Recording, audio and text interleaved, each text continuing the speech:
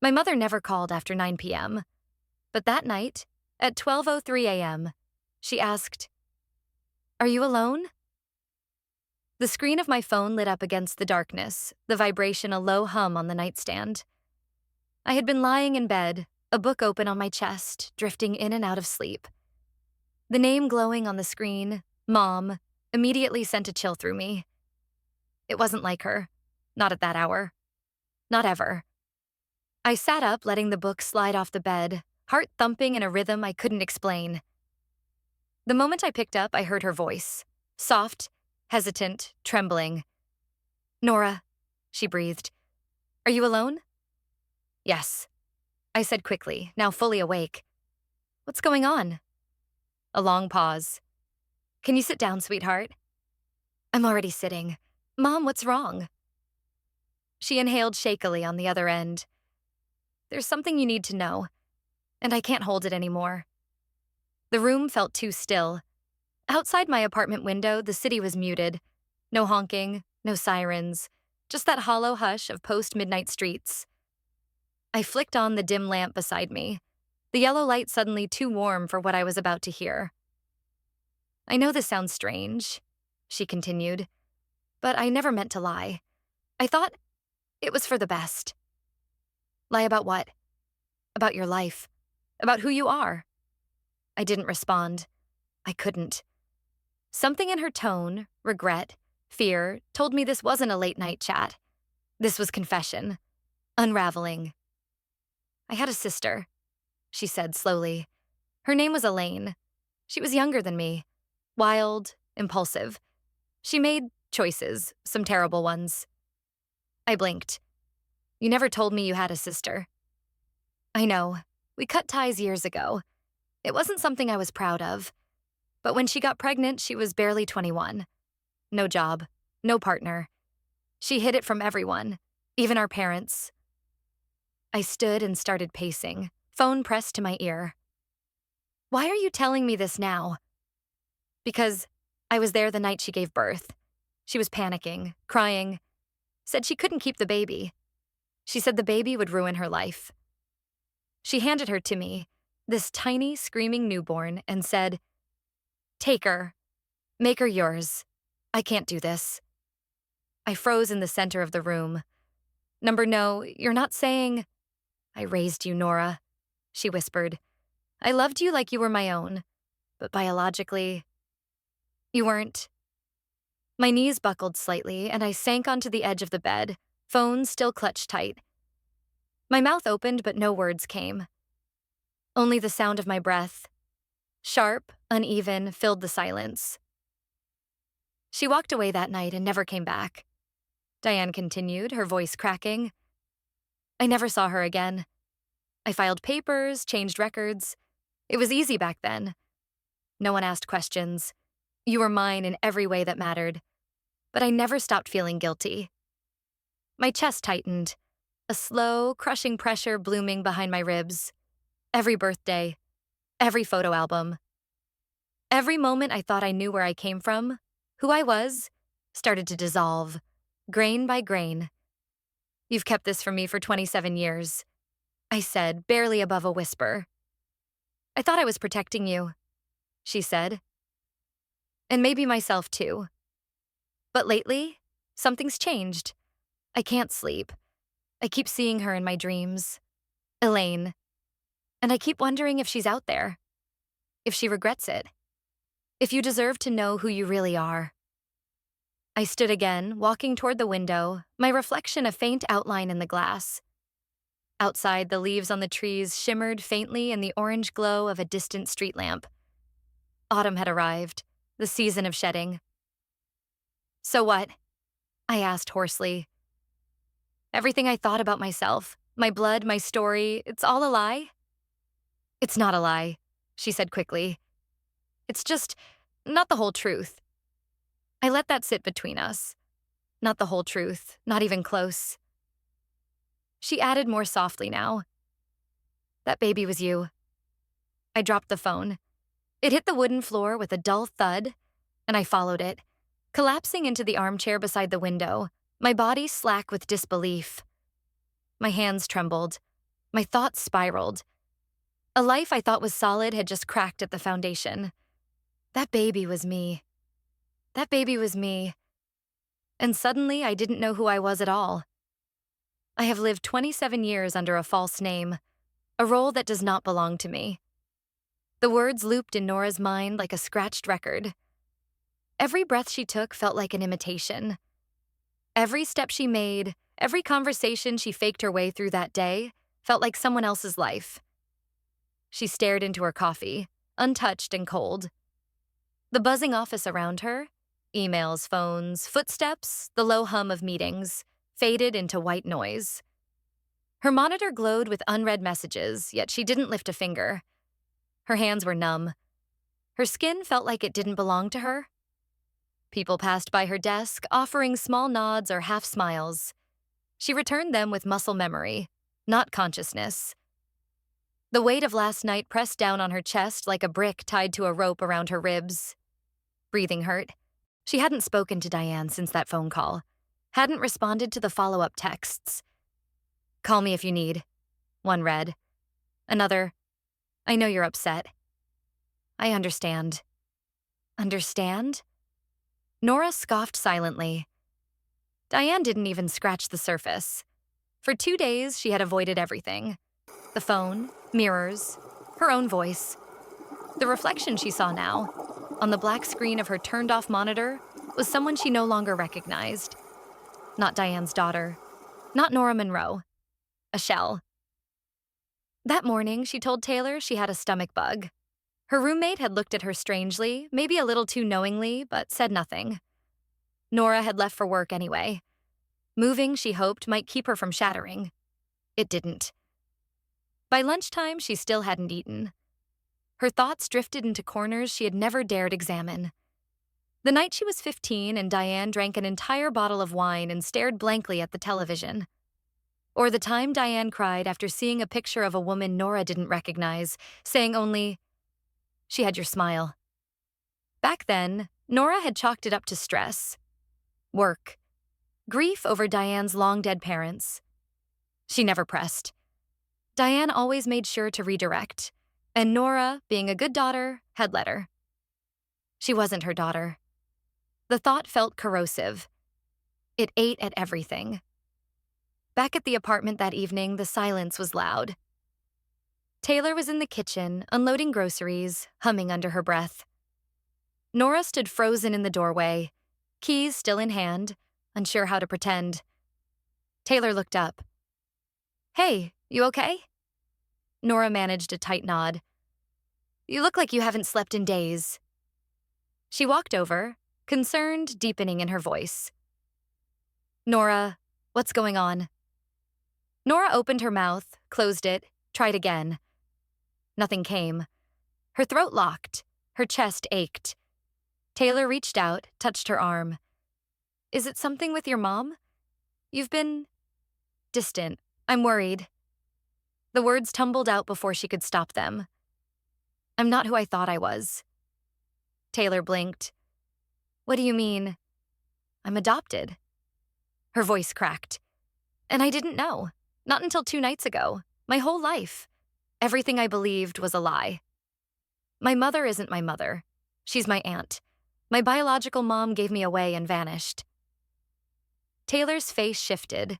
Shock, then concern, then something softer. Nora waited for questions, for judgment, for disbelief. Instead, Taylor wrapped her arms around her. "You have the right to be mad," she whispered. "That's a hell of a thing to find out." The dam broke. Nora sobbed into her friend's shoulder, years of questions crashing against the walls of the truth she never asked for. It wasn't just about being adopted. It was about not being told. About the betrayal. They sat on the couch for over an hour. Taylor held her, didn't interrupt. When Nora finally looked up, her face was red and swollen. "I keep thinking I should have known. That there were signs." Taylor shook her head. "You trusted her. That's not weakness. That's love." Later, as Nora curled up in bed with the lights off and the weight of her confession finally aired, her phone buzzed on the nightstand. One new message from Diane. When you're ready, I'll tell you everything. Nora stared at the screen, her heart pounding again. She wasn't ready. But the truth wouldn't wait forever. I realized that in all my childhood photo albums, there was no woman named Elaine. It hit me in the quiet of a house that hadn't been mine in nearly 10 years. I stood in the doorway of my old bedroom, the air dense with a mustiness that only grew heavier with memory. The wallpaper was the same faded lilac I remembered, still peeling at the corners.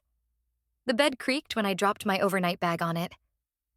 Diane had offered the room without fuss when I called and said I wanted to visit for a day. No questions, just, "I'll make soup. Drive safe." She didn't press, but we both knew why I was there. The hallway still held the same framed photos. Me as a toddler in a yellow raincoat. Me on my first day of school. Me holding a third-place ribbon from a science fair in 6th grade. But always just me. And Diane. Never anyone else. Never. Elaine. That night, after a tense dinner neither of us enjoyed, Diane emerged from the basement holding a dusty shoebox. "I think it's time you looked through this," she said, setting it gently on the coffee table like it might explode. Inside, photos, letters, some folded papers yellowed with age. I hesitated. My hands were shaking. The first few photographs were familiar. Diane in her 20s, smiling stiffly beside my grandparents. Another showed a Christmas tree, Diane holding me as a baby. But then, a shift. A girl I'd never seen before. She had darker eyes, a sharper chin than Diane. There was a softness to her that felt eerily familiar. I held the photo closer. "That's Elaine," Diane said quietly. I didn't respond. There were more. Elaine with Diane on a beach, both teenagers, laughing at something out of frame. One showed the two of them in front of an old Ford truck, arms slung around each other like best friends, or sisters. And tucked at the bottom, a photo I couldn't take my eyes off. Elaine, maybe 19, visibly pregnant, looking off into the distance. Alone. Something pulled tight in my chest. The shape of her mouth. The curve of her cheekbones. I had that face. I had spent years wondering why I didn't look like Diane, brushing it off when I asked, "Why don't I look like you at all?" And she had smiled and said, "You take after your grandfather." Number I didn't. I took after Elaine. I sifted through the papers and found a single page folded into thirds, creased and worn. The handwriting was loopy and rushed. A date at the top, 1995. "She deserves better. Please forgive me someday." It wasn't long. No return address, no signature. Just that sentence. I stared at the words until they blurred. The room pulsed around me, the ticking clock on the wall suddenly loud. I turned to Diane, who sat motionless in the corner of the couch. "You never meant to tell me, did you?" She flinched. "No," she said finally. "I didn't. I was afraid. That if I told you, you'd stop being mine." My voice cracked. "So you lied?" "I raised you. I loved you every day." Her eyes shone, but no tears fell. "That wasn't a lie." I couldn't look at her anymore. I turned back to the box, but the photos felt heavy now, almost cruel. Memories that weren't mine but should have been. Then Diane stood and walked to the hallway, opened a drawer, and returned with a thick envelope. She held it out, her hand trembling. "Elaine wants to see you." Email subject. For Nora. Sender. Elaine Barrett. Nora stared at the screen for a full minute before daring to breathe. The message had arrived just after midnight. Her laptop chimed quietly in the otherwise silent room, startling her from a half-doze. Taylor had gone to bed hours ago, leaving behind a lukewarm mug of chamomile tea on the nightstand and a gentle nudge. "If she wrote, maybe you should read it. You won't sleep anyway." She hadn't expected the email to come so soon. She hadn't expected it to come at all. Nora hesitated. Her finger hovered above the trackpad. The subject line looked like something from a stranger trying too hard to sound familiar. And in a way, it was. Elaine Barrett. The name still didn't settle comfortably in her mind. It sounded like a ghost from someone else's story. She clicked. The body of the email was long. No greeting, no salutation. Just words tumbling onto the screen, like someone had tried to hold it in too long and then couldn't stop. I don't know how to start this, so I'll just start. I was 21. Your father, Tom, was older, charismatic. That kind of man who could say, "You're the only one," and make you believe it. I believed it. Until I was 6 months pregnant and he disappeared. Nora's breath caught. He never even saw you. He never asked. I think I was scared that if I raised you, I'd see him every day. I wasn't strong enough, I'm not proud of that. Diane offered to take you. Said she'd raise you like her own. And she did, didn't she? The cursor blinked at the bottom of the screen like it was waiting for judgment. Nora's chest tightened. She scrolled further. I thought I was doing the right thing by disappearing. I told myself you'd have a better life without me. And then I tried to believe it. There were no paragraph breaks, just raw blocks of text. Elaine spoke of years she spent in New Mexico, of hospital visits and antidepressants, of trying to send letters she never had the courage to mail. She described photos she kept in an old shoebox, copies Diane had mailed secretly, sparingly. I saw you grow up in fragments. I don't deserve even that. But I held on to them. A clumsy kind of tenderness bled through the letter. Like Elaine wasn't sure how to love, but was trying to convince herself she had. And then came the line that stopped Nora cold. I hope you can forgive me. I love you. In my own way. Nora slammed the laptop shut. The sudden absence of light stung her eyes. Her heart pounded in the dark. That sentence burned through her veins like acid. In my own way. What did that even mean? Love me enough to erase yourself? Love me enough to make me someone else's problem? Love me enough to vanish? She stood, pacing. Her hands curled into fists before she forced them open. Every muscle in her body buzzed with questions. Not curiosity, but fury. Not sadness, but a cold, wounded fire. Love me the way you do? She muttered aloud, pacing the room. Is that your way of making me a secret? She didn't realize she'd started crying until she caught her reflection in the window, a streak of glistening on her cheek. She wiped it away roughly and opened the laptop again. The email still blinked. She hit reply. Her fingers hovered over the keyboard. The words didn't come at first. And then, they did. I have questions. I'll meet you. But I'm not promising anything. She stared at the message for a moment longer, then hit send. The echo of it filled the room long after the laptop dimmed. She walked into the cafe, her hands shaking, and I realized those eyes were mine. I had picked the corner table deliberately, tucked near the window, away from the barista's curious glances and the regular Saturday chatter. The sun filtered through the glass, catching on dust motes and the dull silver of the sugar dispenser. I wrapped my hands around a lukewarm mug of chamomile tea, untouched.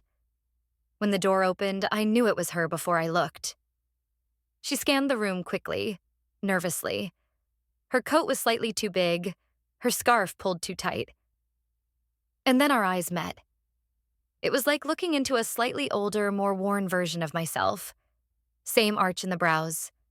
Same uneven irises, one slightly darker than the other. She approached slowly, her shoes making soft thuds on the tile floor. When she finally reached my table, she didn't sit, just stood there as if waiting for permission. I wasn't sure you'd come, she said. I almost didn't, I replied, voice flat. She nodded, taking the seat across from me like a guilty student summoned by a teacher. I like this place, she said, fiddling with the edge of a napkin. It's quiet. I used to come here when I first moved back. I didn't respond. I watched her. Elaine Barrett, my biological mother. A name that had once meant nothing now felt like a stone lodged in my throat. She tried again. Do you like your job? I raised an eyebrow. Is that really what you want to start with? Her cheeks flushed.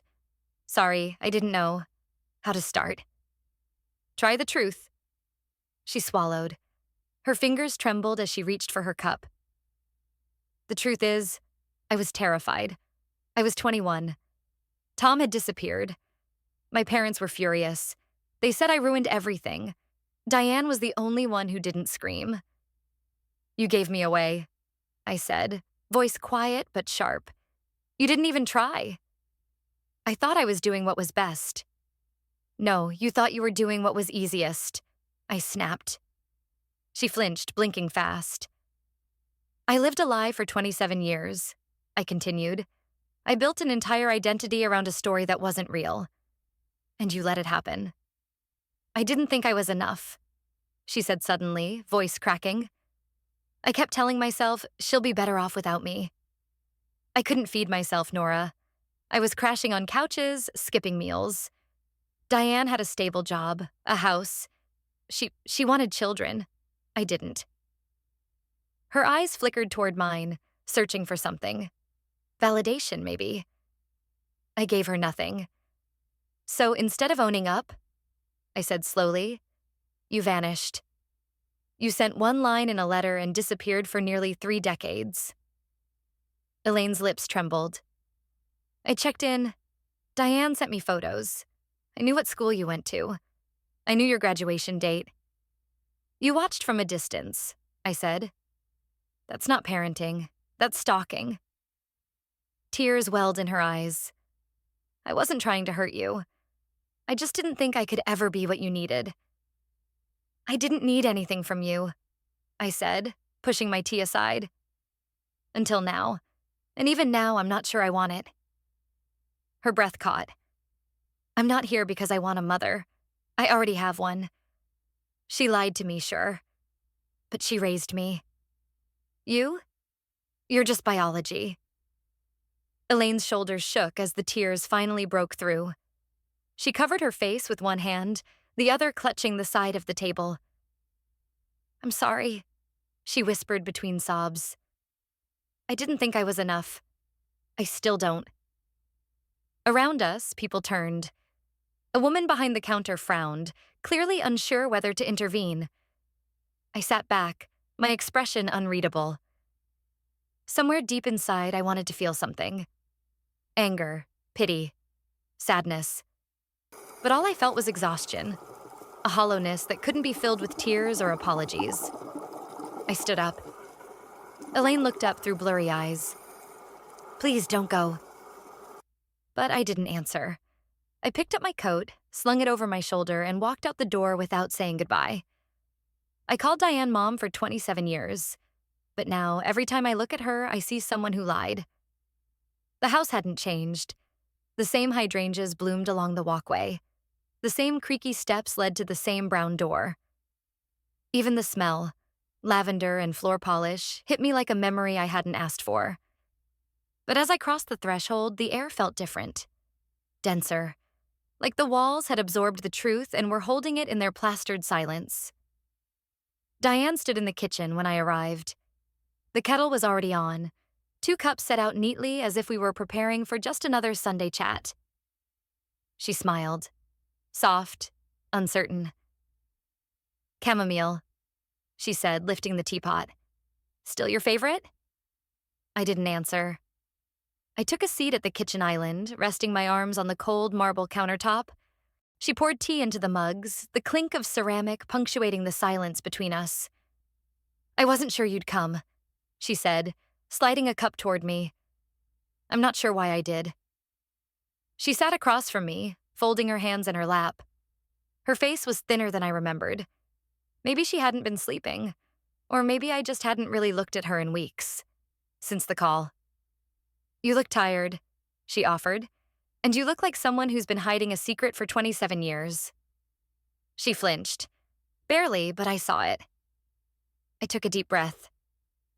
Did you ever plan to tell me? Her fingers tightened on the edge of her mug.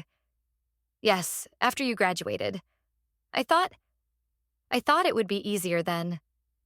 Easier? I scoffed. To shatter everything I believed about myself? That's what you were waiting for? I didn't mean it that way, Nora, she said quickly. Every time I looked at you, I was scared of losing you. You didn't give me the chance to choose, I snapped. You decided I didn't need to know, that I couldn't handle it. Her lips trembled. I only wanted to protect you. By building my life on a lie? The silence between us stretched like a fraying rope. I pushed my tea away. Did you stop Elaine from coming back? Diane's breath hitched. Her eyes widened just a second too long. What? You heard me. She looked down, collecting her words. I never stopped her, Nora. But I didn't encourage her either. I told her it might be better to keep things quiet, that you were thriving. You told her to stay gone. I told her the truth, she said, voice brittle. You were happy. You had friends, goals. Why risk it? Because it wasn't your decision to make. My voice rose, echoing in the quiet room. Diane stood, her movements slow, careful, as if I might break. I raised you. I held your hand through every fever, every heartbreak. Don't I matter? I stood too. You mattered. But now I don't know who you are. She swallowed hard. I'm your mother. No, I said, steady and cold. You're the woman who kept the truth from me, who made sure I never knew where I came from. She stared at me like I'd slapped her. I'm not sure which of you is the bigger traitor, I whispered. The one who gave me away, or the one who kept me. I turned, grabbed my coat from the back of the chair. Diane didn't stop me. She didn't cry, just stood there, motionless as I left. Outside, the light was already dimming, casting long shadows across the pavement. I didn't look back. Not even when the door clicked shut behind me. I reached my car, slid into the seat, and let the silence settle in my chest.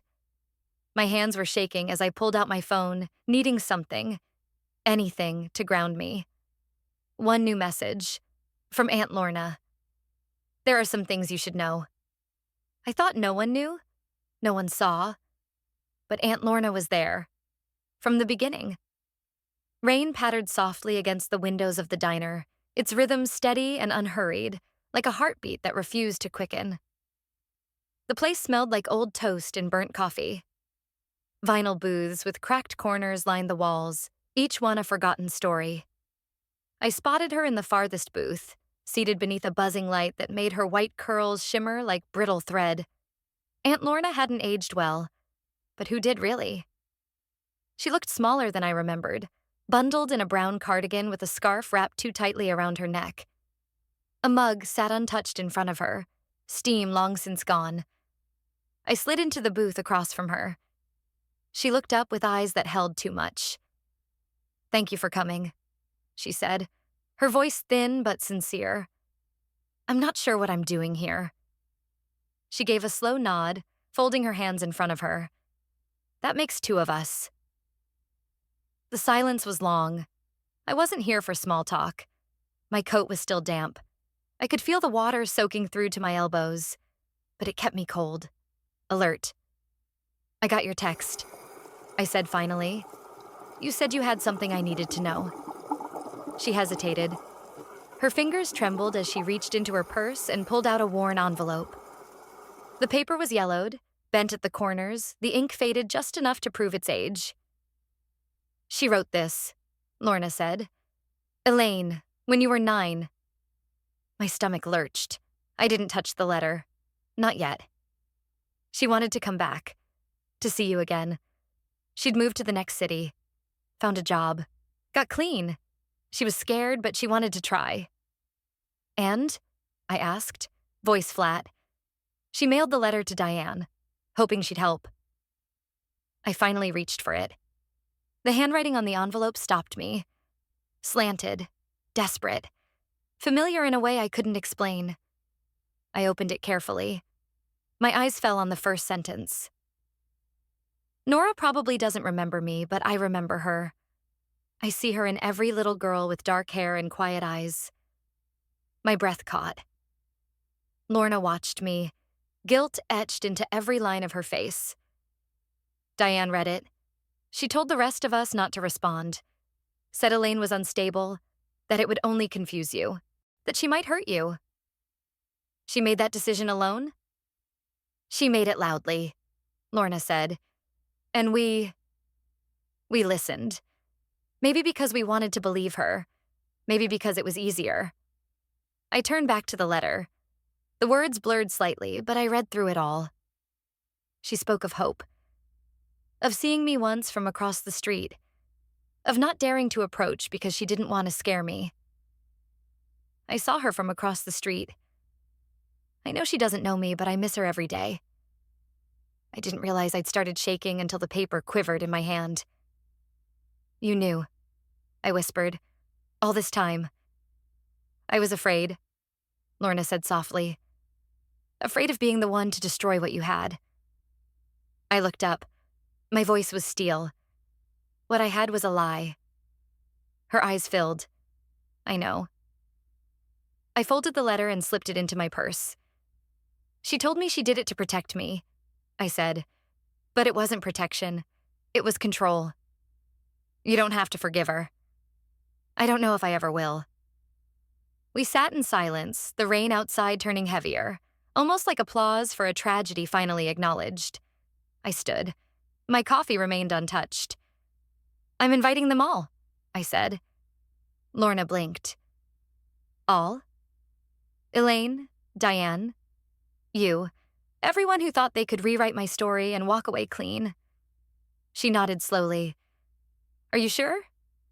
No more playing pick sides. I left her sitting there, staring at the window like she was seeing ghosts. The letter in my bag burned like a secret finally free. I've been hidden for 27 years. Now it's my turn to put everyone in their place. The apartment was silent except for the ticking clock on the wall and the soft rustle of paper. A legal pad sat in front of me, its top sheet covered with names, scratched out sentences, and hastily scribbled phrases. My laptop glowed dimly beside me, open to an email I hadn't sent yet. On the screen, one line blinked at the top. You are invited to dinner this Saturday. 7 p.m. Old Monroe House. I leaned back in my chair and stared at the ceiling. This wasn't a meal. It was a reckoning. Taylor stood by the counter, arms crossed, watching me like I was slowly building a bomb. You really going to send that? She asked. Yes. You sure? If I don't do this, I said, I won't be able to sleep. She came over, placed a hand on my shoulder. This isn't just dinner, Nora. This is war. I met her gaze. Then let it begin. I picked up my phone and typed the first text. To Diane. You're invited to dinner. Saturday, 7 p.m., old house, no excuses. The message turned blue. Delivered, no read receipt. Next. To Elaine. Same message, different stakes. I hesitated, added, I want to hear your story, not excuses. Her reply came 5 minutes later. I don't know if I have the courage, but I'll try. I stared at her words. Honest. Bare. Then came the harder call. I pressed the number with trembling fingers. It rang 3 times before a frail voice picked up. Nora? Hi, Grandpa. A pause. Then a breath. Is everything all right? I'm inviting everyone to dinner. I want the truth. I want everyone in the same room. No more secrets. The silence on the other end stretched long. I thought he might hang up, but then his voice cracked. Thank you, he whispered. I should have done this a long time ago. I blinked hard, throat tightening. It's not too late. Another pause. We'll be there, your grandmother too. I hung up, set the phone down. The weight of the conversation pressed into my spine. Taylor moved toward the stove. Want tea? No, I said. I want them to feel what I felt. The rest of the evening passed in a haze. I printed the letters even though I'd already texted them. Something about ink on paper felt heavier, more permanent, like a summons. I slid each into an envelope, wrote their names in my neatest cursive, and laid them out on the counter like place cards for Judgment Day. The old Monroe house hadn't hosted a dinner in years. The table would be dusty, the lights dim, the walls filled with memories that never belonged to me. That Saturday, as the sun dipped below the horizon, I arrived first. I unlocked the door, turned on the lamps, and waited in silence. I watched dust swirl in the yellow light. The chairs were exactly where they had been 20 years ago, their legs scraping across hardwood like ghosts coming home. Then I heard the first car pull up. Taylor looked out the window. "That's Elaine." A minute later, another set of headlights. "Diane?" she whispered. Then another. "Your grandparents." One by one, the doors opened. Shoes crunched on gravel. Silence hung in the air like smoke. No one spoke. No one smiled. Each figure walked slowly toward the porch like they were approaching their own trial. Inside, the lights glowed warm and deceiving. The table stood long and waiting. I sat at the head. It was time. The food gets cold. No one touches their knives and forks. No one looks at each other. The dining room felt like a museum exhibit, frozen in a moment no one wanted to name. The roast sat untouched at the center of the table, steam long since vanished. Plates were full, cutlery neatly aligned, glasses catching the dim chandelier light like mirrors reflecting guilt. The only sound was the faint ticking of a grandfather clock 2 rooms away, marking every second no one dared to speak. I sat at the head of the table, back straight, eyes forward. My palms were pressed flat against the tablecloth, absorbing the tension that pulsed through the room like electricity. Elaine sat to my left, Diane to my right. Across from me were my grandparents, Joseph and Miriam. Aunt Lorna sat beside Miriam, her hands folded in her lap. Her eyes never left her napkin. I felt the vibration of my phone under the table, a text from Taylor. "Deep breaths. You're stronger than all of them combined." I didn't answer. I couldn't. The silence stretched so long it became its own presence. A living, breathing thing crouched in the center of the room, daring anyone to move. Diane cleared her throat. "So," she said, her voice cracking on the word, "you've decided to trust her." The air stiffened. Elaine didn't look at her. Her gaze remained on her water glass. "I wrote dozens of letters. That's not what this is about. You burned them." The accusation landed with a thud. Everyone flinched except me. "I was trying to protect her," Diane said, louder now. "She was a child." "And I was a mother," Elaine snapped, finally looking up. "You told everyone I was unstable. You told them I was a danger. You took everything from me." "I gave her a life." "You gave her a lie," Elaine said, eyes glistening. "You raised her in a house of mirrors and called it love." Miriam broke. Her hand flew to her mouth as she let out a sob she'd clearly been holding in for decades. Joseph placed a hand on her back, but his eyes were hollow. Lorna reached for a napkin, pressing it into Miriam's shaking hands. "Stop," Lorna whispered, but no one listened. Diane leaned forward, voice trembling with rage. "You didn't come back. You gave her up." "I never wanted to leave her," Elaine shouted. "You convinced me I had to. You said I wasn't strong enough." "You weren't—" The spoon slipped from my hand and struck the plate with a sharp clang. Everyone froze.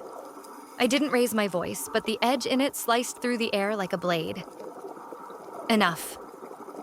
They turned toward me like children caught breaking something precious. "I did not organize this dinner to listen to you two reenact the 30-year battle that ruined my life." Diane tried to speak. I held up a hand. "Don't." Elaine's shoulders sank, her breath coming in short, uneven pulls. Miriam sniffled quietly. Joseph still hadn't spoken. "I have been passed between your secrets," I said, my voice steady now. Like a letter no one had the courage to read. Lorna opened her mouth, closed it again. "I sat in silence while you fought to claim me, erase me, justify yourselves. You want forgiveness?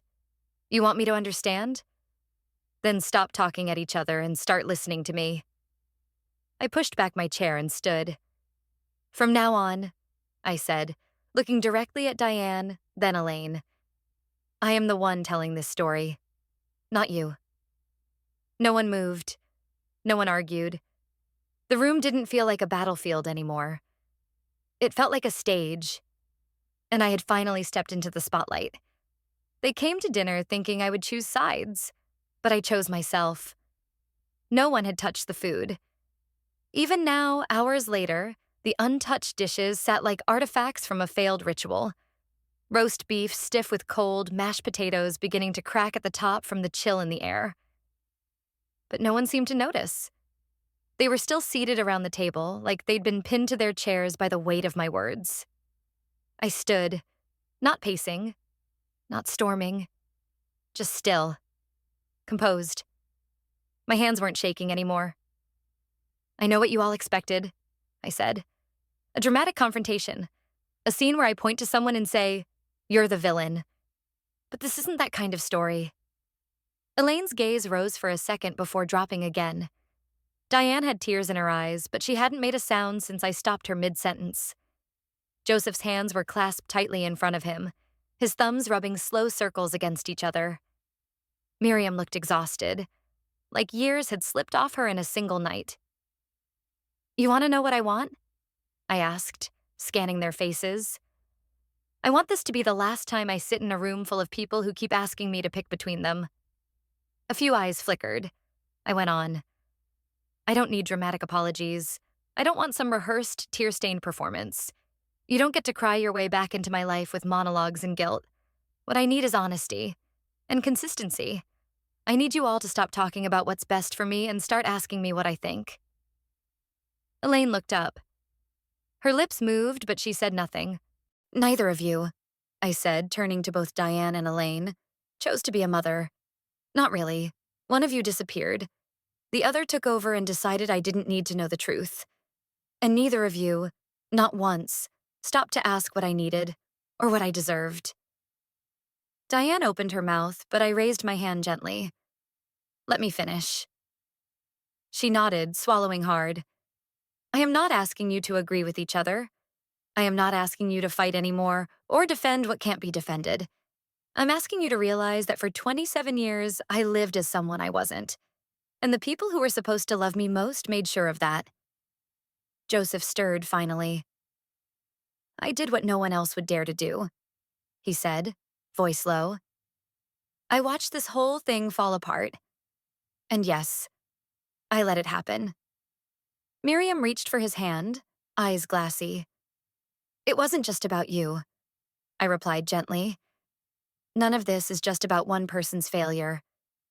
It's about all of you refusing to tell the truth and handing me the consequences. No one could meet my gaze now. I inhaled deeply, pressing both palms against the edge of the table. From now on, I'll live as someone who's no longer hidden. I am not your shame. I am not your secret. I am not your mistake. The silence that followed felt different. Not fragile like before. Heavier. Realer. Like something finally landed where it belonged. Diane's tears had turned quiet now. No sobs, just slow rivers down her cheeks. Elaine's fingers were gripping her napkin so tightly her knuckles had turned white. But she hadn't spoken. Not until now. Her voice was almost a whisper. If you want to know more, there's one more person you should meet. I froze. She looked up slowly, eyes meeting mine. He never stopped asking about you. The room held its breath again, and just like that I realized this story wasn't finished. Not even close. ChatGPT John Noy. Tom's still alive, Elaine says, and he tried to contact me. The coffee in my cup had already cooled, but I hadn't touched it. We sat by the window, sunlight barely filtering through the gray sky, a quiet drizzle painting blurred streaks down the glass. It was the morning after the dinner. The air outside smelled like wet pavement and decaying leaves. The air inside smelled like secrets about to be unwrapped. Elaine stirred her coffee even though she hadn't added anything. Her eyes didn't meet mine. He's still alive, Nora. I blinked. Tom? I said the name like I was testing how it tasted in my mouth. My biological father. A ghost from a chapter I hadn't even known was missing. She nodded. And he tried to reach out. To you. The words landed with a soft but violent blow, like snow collapsing off a roof. Silent, heavy, sudden. When? You were 17, she said. He found out where you were. I gave him your school's mailing address. I didn't speak. I didn't want to go through Diane, she continued. I thought maybe if you read it for yourself, you'd decide on your own. My throat tightened. And did I get the letter? Elaine hesitated. No. I closed my eyes for a moment. I didn't have to ask. Diane again. Gatekeeping truth like a priest at confession. I had no idea how many versions of my life she had edited without my consent. Elaine fished through her purse and pulled out a folded slip of paper. Her fingers trembled as she handed it to me. This is his address. He lives in Denver now. I don't know if he'll still be there. But he gave this to me 5 years ago. Said to pass it to you whenever I could. I stared at the paper. My fingers didn't move. There's no pressure, she added quickly. You don't have to do anything. I thought you should have it. The words weren't manipulative. They weren't loaded with guilt, just truth. Raw and plain. I looked at her. What do you think I should do? She gave a broken laugh. That's not for me to say anymore. I've done enough deciding for you. I nodded slowly and folded the paper, tucking it into my coat pocket. We didn't say much else after that. She paid for her coffee.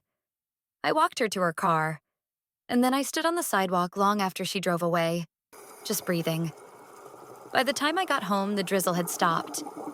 I dropped my bag by the door and found Taylor sitting cross-legged on the couch, a blanket over her lap, scrolling through her tablet. You look like you've seen a ghost, she said. I pulled the slip of paper from my coat and held it out. She took it, read the address. Her eyes flicked up to me. This is Tom, I said. My biological father. Her face changed. Did you know he— No, I cut in. Elaine told me this morning. Apparently he tried to reach me. Years ago. Taylor pressed her lips together. Let me guess. Diane intercepted it. I didn't answer. We both knew the truth. She looked at the paper again, then back at me. Are you going to see him? I sank into the armchair, resting my head against the back cushion. I don't know. Taylor leaned forward, her voice quieter now. Where do you want to end this chain of betrayals, Nora? I didn't answer. Because I didn't know. Not yet. ChatGPT, John Noy. The letter is dated April of my 16th year. I stared at the number in the corner of the page again, as if somehow it would change. 16. That would have been the year I learned to drive. The year I started sneaking out on summer nights, lying in the grass with Taylor, talking about boys we didn't like and futures we couldn't imagine. 16. That was also the year Diane cried a lot more than usual. When I asked why, she said allergies. Now I knew better.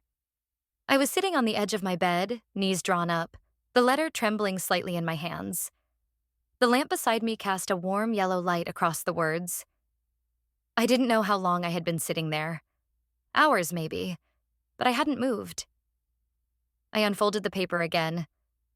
Dear Nora, you don't know me. And maybe that's the fairest punishment. My name is Tom Ellison. I'm your father. Not the kind who tucks you in or teaches you to ride a bike. Not the kind who deserves the title, to be honest. I was 24 when I learned you existed, and 25 when I left. That's on me. I paused, my eyes blurring. He didn't start with excuses, just the truth. Just the shame, plain and undressed. I kept reading. I was scared. Not just of responsibility, but of what kind of man I was becoming. I thought walking away would be doing you a favor, that you'd be better off never knowing me. Elaine wrote to me after she gave birth. I read every line 100 times. She said she named you Nora because it sounded strong. I hope you are. I hope you're stronger than me. The next part was messier, his handwriting slipping here and there, as if he hadn't written a letter in years.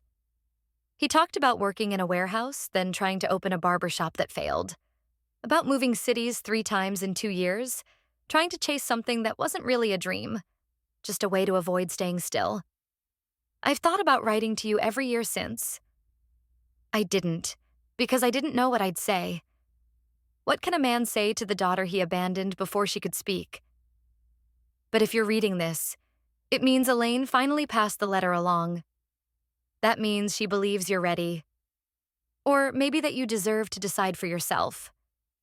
I'm not asking for anything. Not forgiveness. Not a second chance. Just, maybe if one day you have questions, I'll answer them. Honestly, no lies. You've had enough of those, I suspect. I ran. That's the truth. That's on me. I think about you every birthday.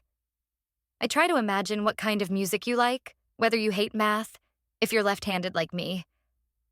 None of those are big things, but they are what I have. If you ever want to ask me something, anything, I'll answer. No conditions, no expectations. Tom. I folded the letter slowly, hands clenched tightly to keep them from trembling. The tears didn't come all at once. It wasn't like in the movies where someone sobs into a pillow. It came quietly. One tear, then another, until my vision was salt and breath, and my chest felt like it had cracked from the inside, because someone finally said it. He didn't say it was someone else's fault. He didn't say he was young or misunderstood or manipulated. He didn't protect himself behind broken logic or half-truths. He just said it. I ran. And for once, I wasn't the one who had to fill in the blanks or rationalize the silence. That was what shattered me. Not the pain, the honesty. For the first time in weeks, I didn't feel like screaming. I felt still, exhausted, but not lost. It was strange how much clarity could come from a voice written down 16 years ago. I picked up my phone and stared at the screen. The name was already there.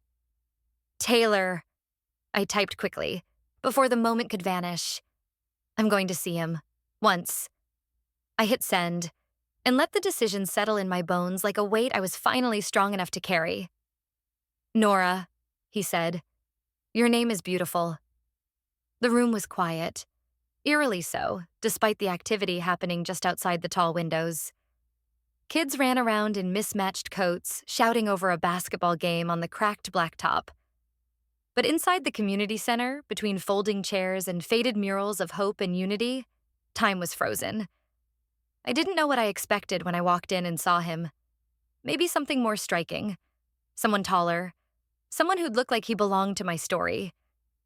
But Tom Ellison just looked tired. His hair was thinner than in the photos Elaine gave me, and his hands trembled slightly when he reached for his coffee. A blue flannel shirt, sleeves rolled, old paint stains clinging to the cuffs. A man trying, perhaps, to look normal in a place where normal wasn't enough. Your name, he repeated again, as if tasting it for the first time. It really suits you. I sat down across from him, the cold of the metal chair biting into my legs through my jeans. The coffee in front of me went untouched. You knew my name when I was 16, I said, keeping my voice even. You wrote it then. His lips twitched. Maybe a half smile. Maybe shame. I did, he said. But I never heard it out loud. Not like this. We sat in silence for a while. He glanced around as if searching for the right words, then gave up and just looked at me. Really looked. I returned the gaze without flinching. I didn't have the courage that day. He finally said, I got in the car, parked outside the school. I saw you come out with your backpack walking fast. I thought maybe if I just opened the door, waved, something. He stopped. But I didn't. I didn't even roll down the window. I felt the urge to ask him why. Why bother coming now? Why try to fill a space that had long since closed itself off, healed over in tough scar tissue? But I wasn't here for answers. I already knew them. He had left. And now he had shown up. That was all. "What do you want?" I asked, my tone not harsh, just tired. Tom's gaze didn't waver. "To apologize to you." I nodded slowly. "And what does that do?" He opened his mouth, then closed it again. The silence stretched, then unraveled into something heavier. "I don't know," he admitted. "Nothing, maybe. But if I leave here without saying it, I'll regret it until the day I die." I leaned back in my chair, crossing my arms. The sunlight had shifted outside. A long beam now cut across the room, catching dust in its path. His face was partially lit, and in the shadowed half, I saw something familiar. Something sharp and broken, like the reflection of myself I had refused to look at for years. "You left," I said. "You didn't fight. You let Diane decide I'd be better off not knowing." "I did," he said, nodding. "That's on me. All of it is." He didn't reach for me, didn't cry. Just sat there with his hands folded as if holding them still was the only thing keeping him from falling apart. I took a deep breath. "Thank you for finally showing up, but you're not the piece that makes me feel better." He blinked slowly. I thought he might protest, try to soften it. But he only gave the smallest nod. "That's fair," he said. "I'm not here to be your missing puzzle piece." I stood up. The scrape of the chair against the floor echoed louder than it should have. "I'm building my life around truths now," I told him, "not gaps." He reached into his jacket pocket and pulled out something. A notebook. Worn edges, elastic band barely clinging. He held it out to me with both hands. "I write about you," he said softly, from afar. "You don't have to read it, but I want you to have it." I hesitated, then took it, letting my fingers brush his for a fraction of a second. The leather was warm, as if it had been in his hands too long. "I won't contact you again," he said as I turned to leave. "Unless you want me to." I didn't answer. I walked away, each step echoing against the linoleum floor. Outside, the wind caught my breath, sharp and cold. I didn't cry. I didn't smile. But I felt something I hadn't expected. Closure that didn't come with forgiveness. Peace that didn't require healing. Just an ending. And for once, that was enough. They say I have to forgive to move on. But I'm moving on, even without forgiving.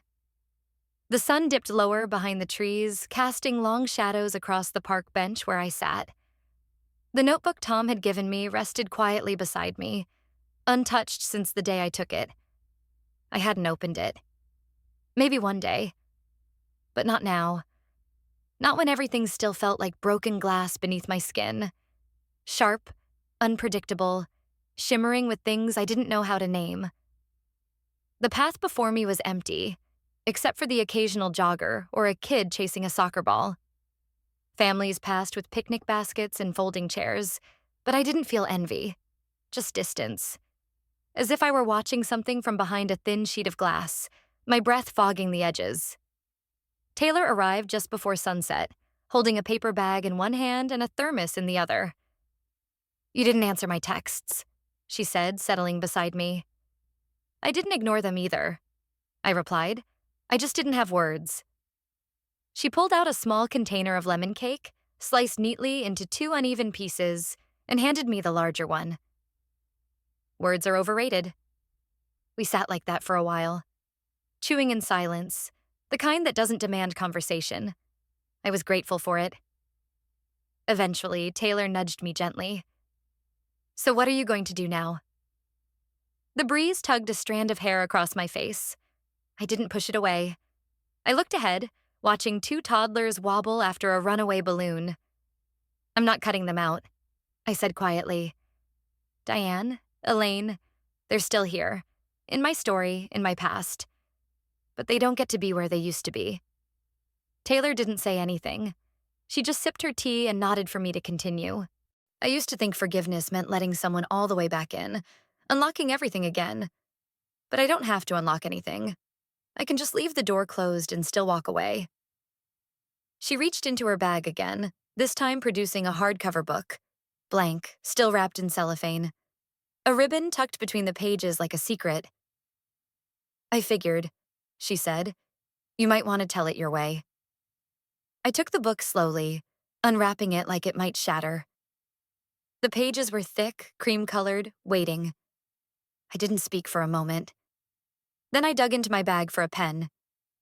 "I already have a first line," I said. Taylor raised an eyebrow. "Yeah?" I nodded, uncapping the pen. The page blinked back at me, too clean. And then, with a slow breath, I wrote, "I used to be everyone's secret. Now I'm not." The ink bled slightly at the loop of the Y, and I let it. I liked that it wasn't perfect, that it left a mark. "They haven't texted," I said, glancing at my phone, still silent. "Not Diane. Not Elaine." "Maybe they're waiting," Taylor offered. "Or maybe they don't know what to say." I shrugged. That's not my problem anymore. I looked out across the park again. A couple sat under a tree, holding hands. Nearby, an old woman read a novel, her dog asleep at her feet. "I'm not erasing them," I continued. "I'm not rewriting anything. I just won't carry their silence like a weight anymore. It's not my job to heal what they couldn't face." Taylor leaned back, arms stretched along the bench's edge. "That sounds a lot like choosing yourself." I smiled, faint but real. "It is, and I'm done feeling guilty about that." A cool wind stirred the grass. Somewhere, a child laughed. And somewhere behind me, the sound of footsteps faded down the path. I didn't turn around. For the first time in a long time, I wasn't waiting for someone to explain who I was. I had the pen now. Taylor stood and stretched, brushing crumbs from her jeans. "Come on," she said. "Let's walk a little. You've been sitting here like a poetic statue." I laughed. A very tired statue. We walked in silence at first. Then, before we reached the curve in the path, she stopped and turned to me. "Just promise me one thing."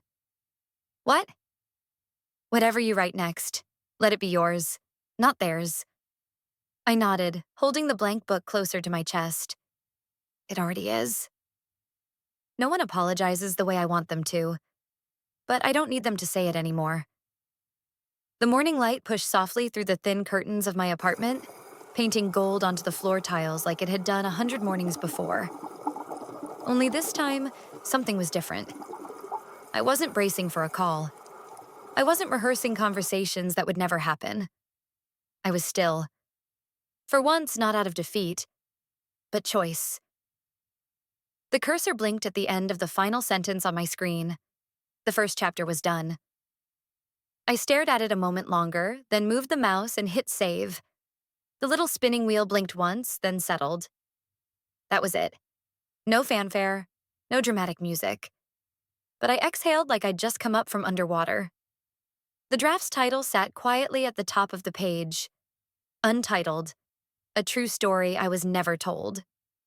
There would be edits, of course. There would be polishing, restructuring, refining. But the core was there, raw and unfiltered. Mine.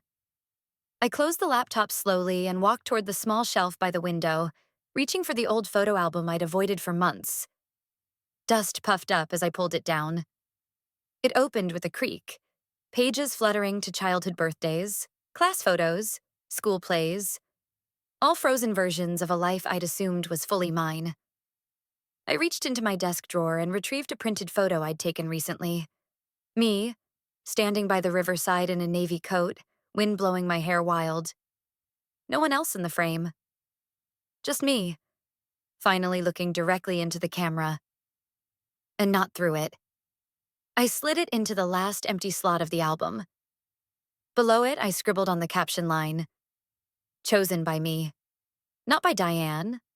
Not by Elaine. not by the shameful myths of what could or should have been. This photo wasn't a story someone left behind for me to pick up. It was a beginning I chose for myself. The kettle whistled from the kitchen. I poured the water, let the tea steep, and then curled up on the couch, watching steam swirl over the mug's edge. Taylor entered without knocking, a habit I never corrected because she was the only person whose presence didn't disrupt my stillness. "I brought cinnamon rolls," she said, tossing her coat over the chair. "Also your favorite, almond milk that doesn't taste like soap." I smiled, accepting the container and placing it on the coffee table. "You spoil me." "Yeah, well," she said, glancing at the closed laptop. "Did you finish it?" I nodded. Her face softened. "And how do you feel?" I looked out the window where the trees were almost bare now. "Clean." "Not happy?" she teased. "Number but not heavy either. And that's better." She sipped her tea and leaned back, watching me. "So, what now?" I didn't answer right away. Instead, I got up, walked over to the window, and opened it just a crack. The cold air crept in, stinging the tips of my fingers. "What now?" I repeated. "Now I live, but on my terms." Taylor didn't smile. She didn't joke. She just nodded, as if she'd been waiting to hear me say those words since the day I collapsed into her arms and cried like the world had betrayed me. The silence stretched, not awkward, just full.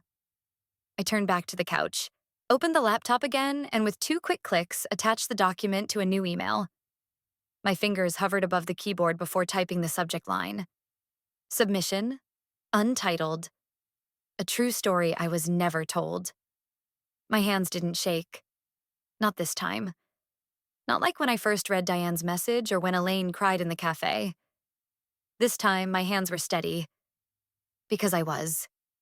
I hit send. The laptop pinged back an acknowledgement. A clean, hollow sound. Like something final. Like something beginning. We spent the rest of the morning in the quiet rhythm of our lives. Taylor reading a magazine. Me flipping through old recipes I never tried. Outside, the frost was gathering on the edges of the street lamp, light struggling to hold on against the winter air. My phone vibrated once. I checked it. A missed call from Diane. I stared at it for a long moment, then swiped it away without opening. Another vibration. This time, an email notification. I clicked it. Subject: "We want to publish your story." The message was short. A few words from the editor, a proposed meeting time, and a line that caught in my throat. "Your voice deserves to be heard." I read it again.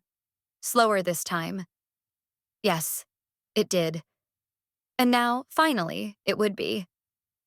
The truth didn't come with applause or tears. It came with silence, choice, and a single sentence she wrote for herself. Those who once shaped her story with lies were left behind, watching as she stepped forward not to forgive, but to reclaim. Justice sometimes is not a loud verdict. It's a quiet refusal to be erased. When injustice is met with unwavering courage, the final verdict can echo through a lifetime. No wall of lies can stand forever against the tide of truth. If you believe this story deserves to be heard, like, share, and subscribe, and comment below. 1, if you felt understood, or 2, if you still wanted more.